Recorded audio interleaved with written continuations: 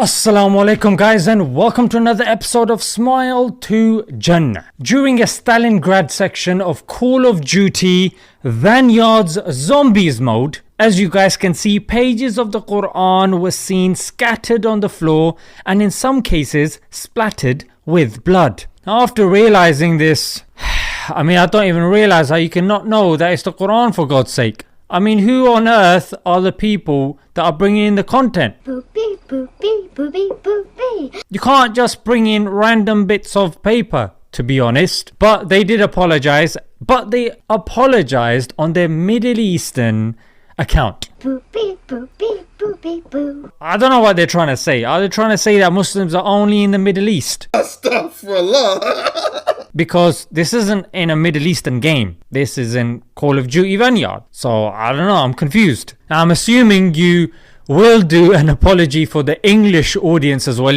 on your English handles. And to just, encourage you to do so, I'm going to pin a tweet and you guys feel free to retweet that and also create your own posts as well. Yeah?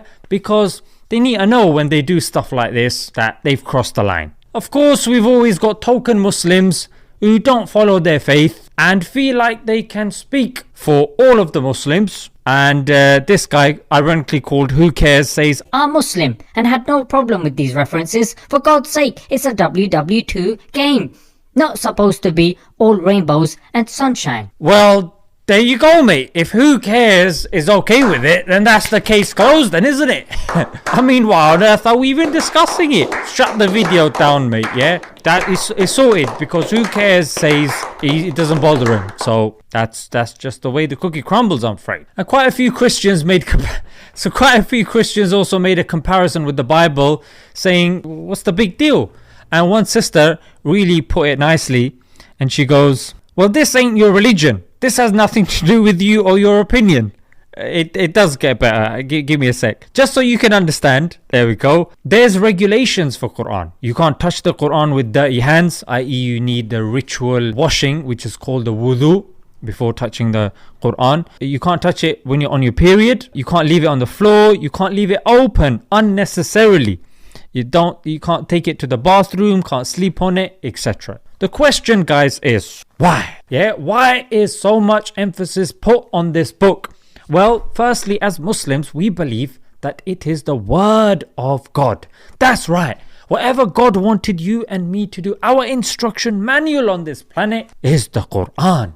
Yes, when you buy something from the shop, it comes with an instruction manual so you can use it properly. So how we can live our lives properly, we believe Qur'an word for word is the word of God. Now, listen to this logic here. The Qur'an is Arabic. The Prophet spoke Arabic and we read the Qur'an in Arabic. If we contrast this with the Bible is in Greek. Jesus spoke Aramaic, but it's read in English. Clearly, you can see there's a big difference between the Islamic tradition and the Christian tradition. Another difference. Pick up a Bible and then look at the preface, King James Version. It will say, this book contains major and minor mistakes. I'm sorry, but as Muslims, we do not accept that at all. Our book has no mistakes in it. Zero. And not to mention, it is the most read book on the planet. Somewhere, anytime, we'll be reading the Qur'an because we read it 5 times a day for our prayers. We read it on a regular basis. And in Ramadan, the fasting month, most mosques will complete the recitation of the full Qur'an in the mosque. Now, I know what you're saying. Yeah, we've heard it all before. But what makes your book right? What's the proof? So I'm going to link two links in the description, one by Ayera and one by Muhammad Hijab. Definitely do check it out for further reading. But I'm just going to give you 4 things that should get you thinking about, this Qur'an is no joke, mate. The first thing is prophecies. Prophecies that can be verified by even non-Muslims as well. So let me give you one prophecy. At the time of the Muslims, the Persians and the Byzantines were having a war, mate, and the Byzantines were getting smashed. Absolute demolished. And then in Surah Rum, the chapter of Rum, it was revealed yes, the Byzantines will win within 9 years. Now, people think, hang on a minute, these guys are getting absolutely smashed and the Qur'an's made this prophecy. Why? Why would the Qur'an make the exact opposite prophecy? Within 9 years, the Byzantines actually did win. And a non-Muslim, we have a non-Muslim that verifies this in the Chronicles of Theophilus. He actually says that's indeed what happened, as you guys can see. There are others as well. For example, in Surah Lahab, the Qur'an said that Abu Lahab will not accept Islam. Now, if this was a false book, yeah, let's face it, that would have been a very risky thing to do, because Abu Lahab, just out of spite, could have said, yeah, well, I accept Islam. So if I accept Islam now, your book is wrong. Islam.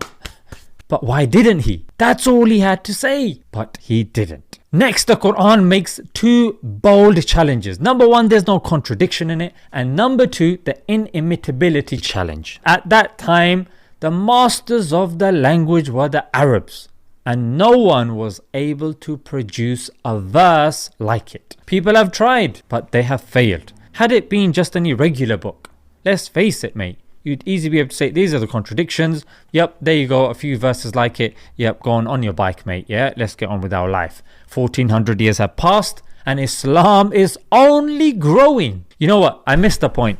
Structurally, yeah, you can see symmetry. Here's only one example in Surah Baqarah.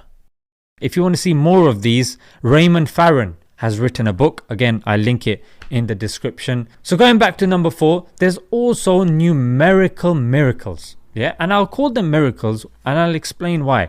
One such example, when Allah mentions in the Quran of the likeness of Prophet Adam and Prophet Jesus, at that time, they were both mentioned 7 times each. And as they're mentioned in the Quran, then at the end, they're mentioned 25 times. And bear in mind, the Prophet, peace be upon him, was unlettered and he was unable to write it down and do calculations and everything. And the Quran was revealed based upon circumstance and situation. Somebody would come, ask the Prophet a question, then he would respond via revelation. Yeah, so that requires an immense amount of planning. It's just ridiculous. And if somebody can't even write, that makes a mission impossible. So if we look at all of these things, then we say that the inference to the best explanation, the inference to the best explanation is that the Quran has to be from God. Yeah, we take them all together. And I didn't even mention the fact that the Quran is preserved. Yes, the Quran is the only book that claims to be preserved, and you can check the manuscripts that are dating back to the time of compilation. In fact, the oldest manuscript, a fragment, is found here in the UK, in Birmingham University. Not even in a Muslim country, in a non-Muslim country. Yet the Bible can't say that. The Old Testament can't say that either. The Torah can't say that. It's the same Quran that was revealed at the Prophet, the same Quran that we read today. Why? Because it was orally preserved. Didn't rely on books, because books can be changed. You can make mistakes when you're copying and all that. And the mere fact, look, a girl as young as 6 has memorized the Quran. Some say there's somebody even younger. Why? Because Allah says He's made the book easy for you. So those of you wondering why Muslims are getting bent out of shape, and here is a reason why you should also look into the Quran. I'll put another link in the description where you can download it or buy it for free. Hope you guys understand. Let's leave it there until next time. Assalamu alaikum.